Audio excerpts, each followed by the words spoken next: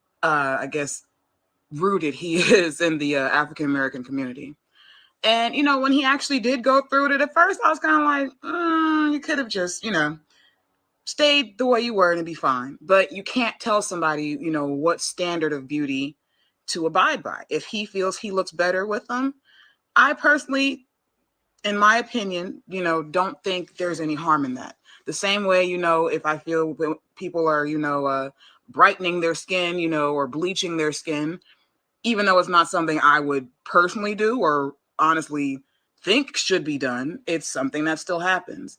And, it's always been, a pale white guy, and tanning is just definitely not an option for him. So I understand the frustration of, wanting to have this idealistic look and trying to go about it the right way and still not being able to. But however, I can't judge him for, what he deems makes him feel better about himself or way he identifies. And I haven't heard him actually come out and say that he is African American now just because he's got melanin shots. He just did this for his personal look, for something that he's always pictured himself as. And I can't take that away from anybody.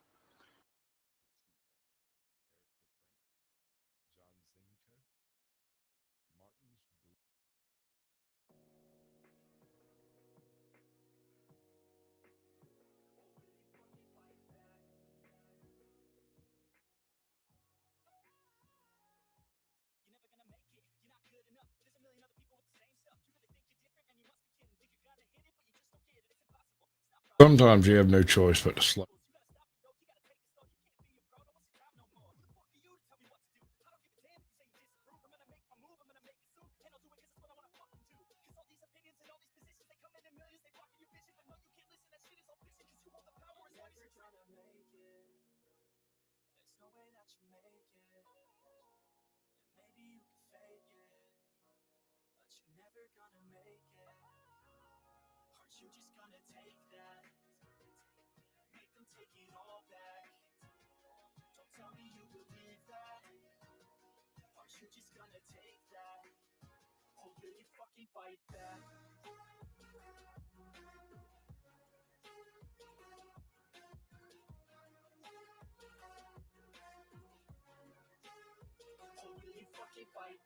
I haven't gone through and separated all.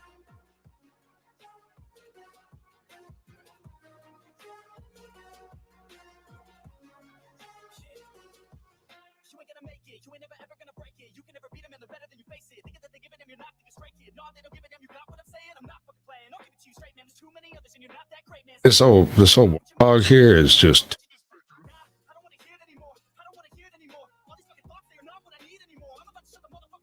problem is to get it.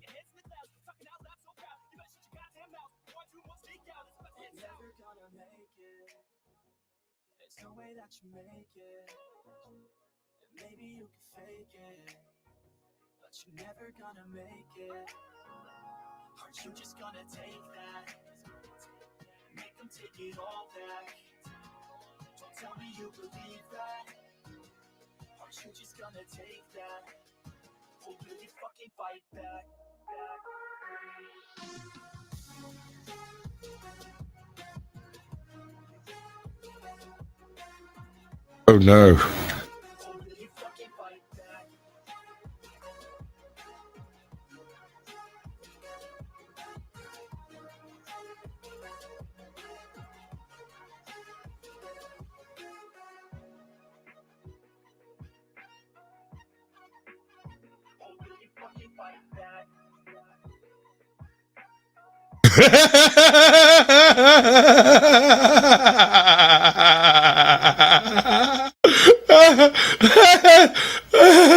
Where'd he go? Where'd he go? Where did he go, George? Which way did he go? Go. Where you at? Man, I gotta somebody clip that for me. Dear God, somebody clip that for me. Oh my God, that was awesome.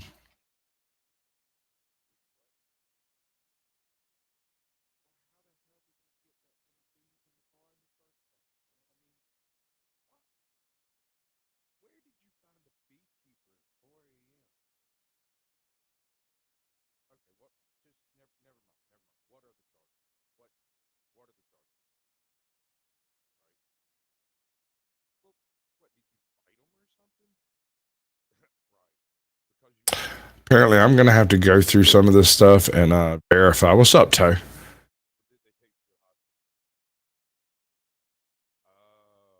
Nope, that's the wrong.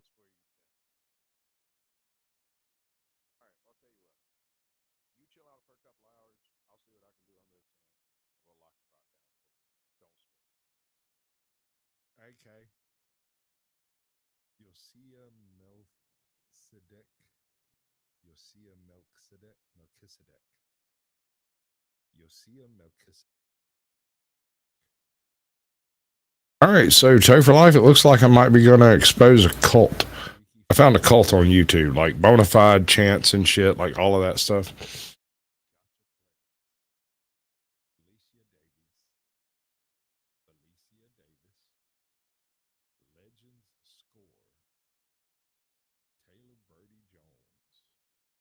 So that is unfortunate. I didn't get none of that. Oh my God, that was terrible.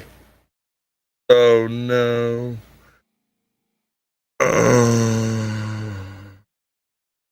None of that was actually on screen.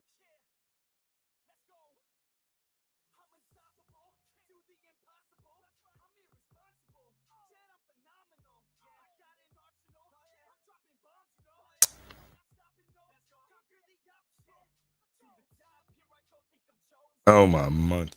All over the pop. Let's see here. Capital.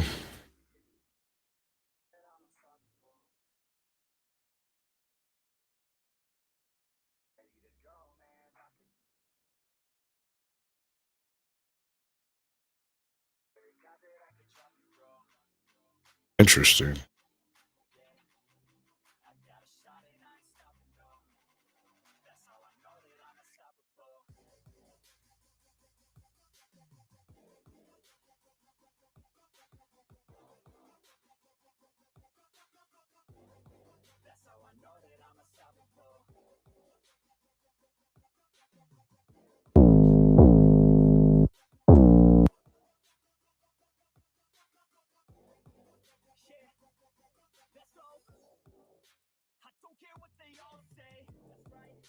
Oh yeah, I didn't see.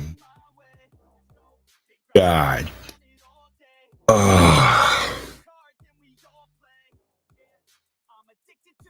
Oh, I hate my life sometimes.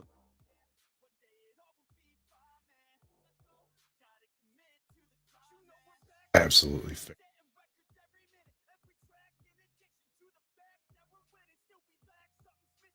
Can I get a hell yeah? I wanted to show y'all this. Okay. This channel is to provide biblical truth, nothing less. Because anything less than the truth, lie. Salvation assurance is real. Seek him and he can be found. I'll help you. John 8. Jesus answered them, Verily, verily, I say unto you, whoever committeth sin is the servant of sin. Still sin? Read the verse again. As far as I've been able to determine, and I've had a few conversations with a few of these, I believe in freedom of religion and the expression of that religion to the fullest. Just saying, what's up, bud?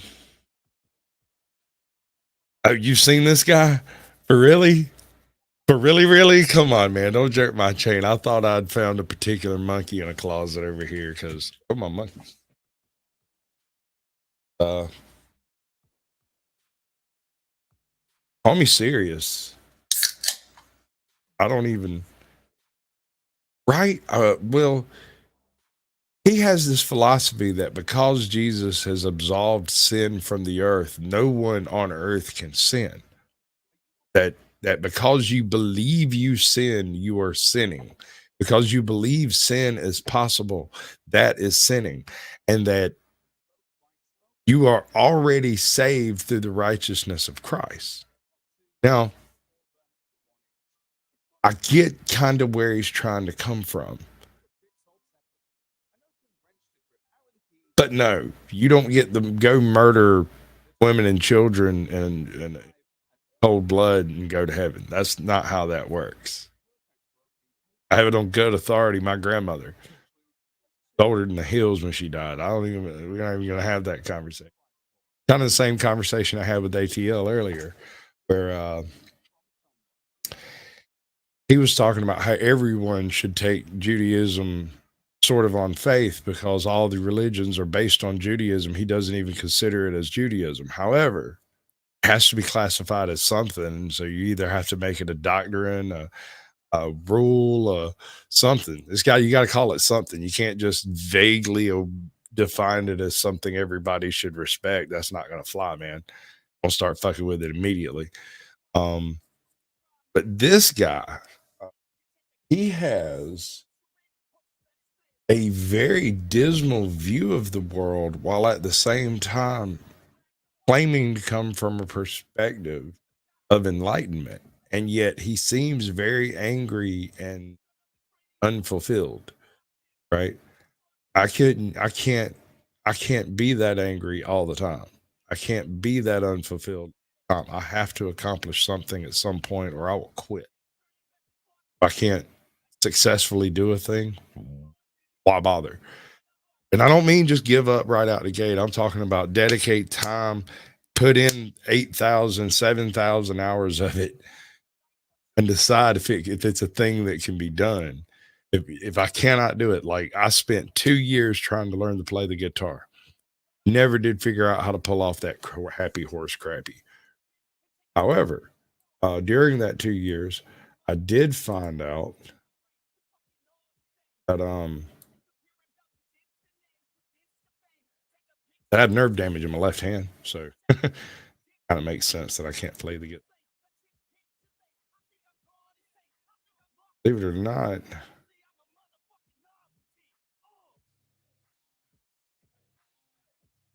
fairly decent saxophone. By no means perfect.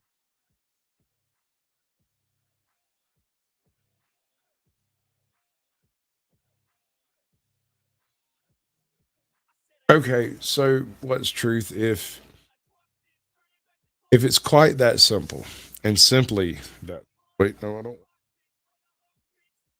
I'm fucking late.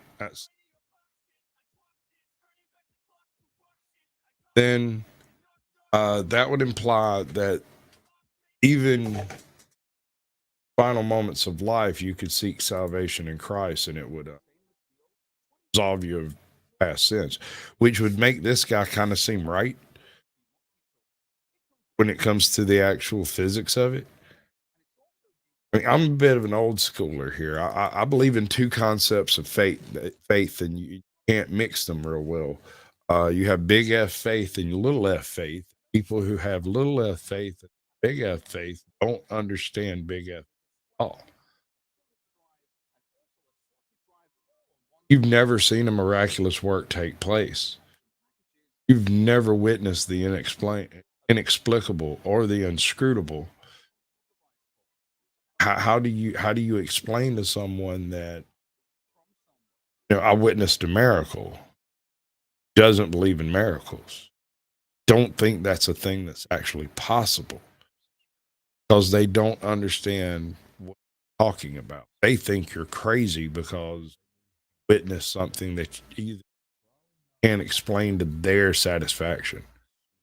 At which point in time, I kind of say screw them, which is what I mean when I say, I'm not trying to screw with this guy. I just think it's a weird perspective, and I've heard it before. I heard it before, but I've never actually been able to understand it. This is the same concept. This is the same idea that gets people to pass around snakes at church, which I also don't approve of and have witnessed. So I need a car. Somebody give me a car.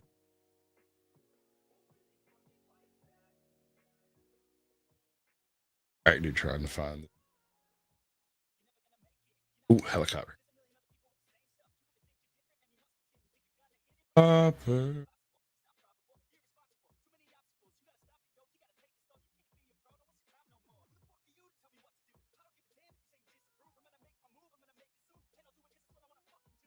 Oh, screw you, dude. You suck the biggest balls.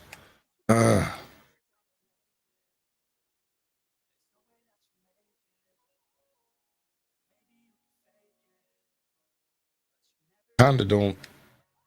It's weird. My graphics is all terrible because it's got hollow rocks over here.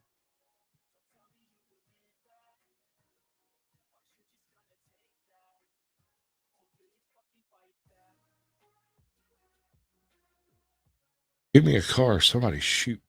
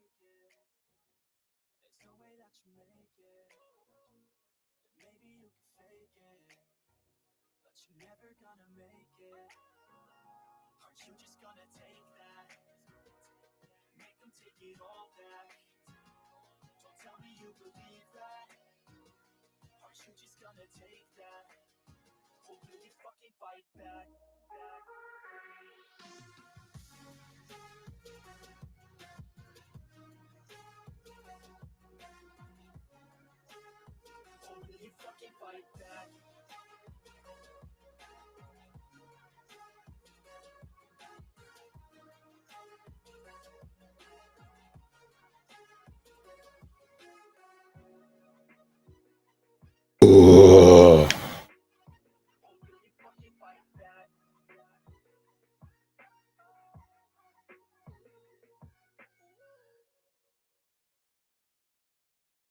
Scaly boy.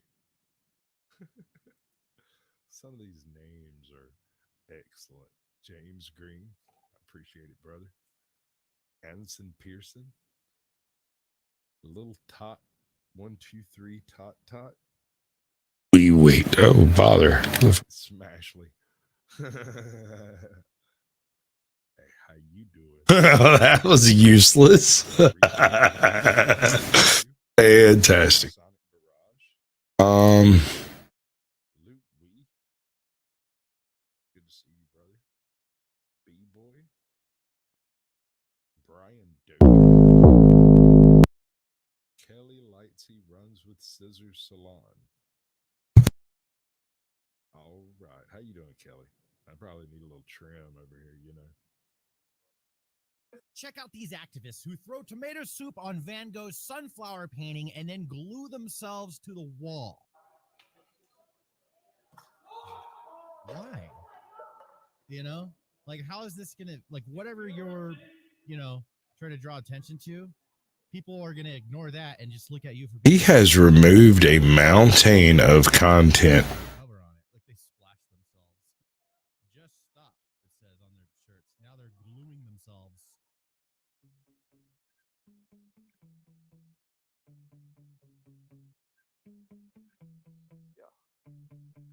Sometimes I get so mad, there's no controlling me. My thoughts get so bad, I'm like, I might grab a bat, I don't know. My rap, my blood boils.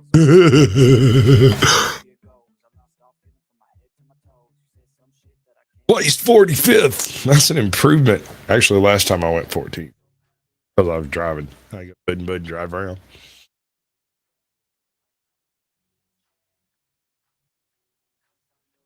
Well, I mean, I think morality might be an overarching concept. I don't think it's a natural extension of tradition. I think learned mechanism of societal pressures.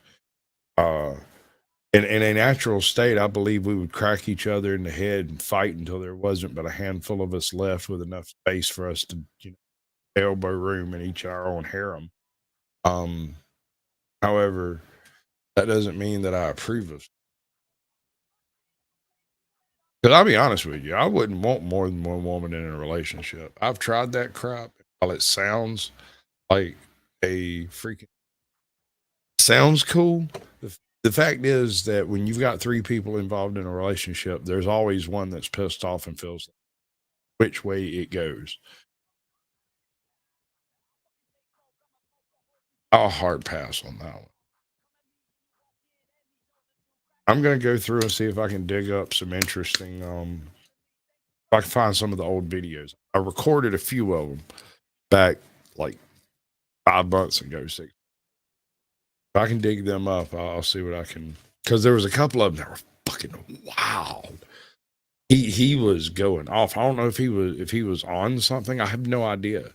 Maybe it's just religious zealotry. I have no idea. But he was seriously buzzing, just doing that evangelical thing, which, you know, more power to him. I don't hear anything particularly harmful in his message. It's just that the concept of not being able to sin sounds an awful lot like hubris, as if I can do no wrong because I am me. Sometimes personally, I enjoy doing things that are wrong because they are wrong. So I don't know. It struck me as an odd sort of thing.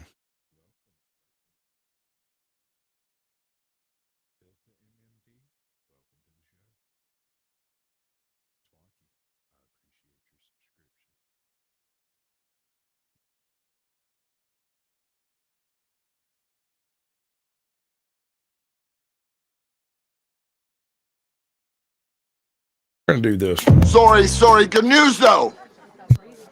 We're gonna have to move the party somewhere a little bit more private, but you're all invited. Lorenzo will give you the details. Yeah! Hey, she was a cutie in a sundress.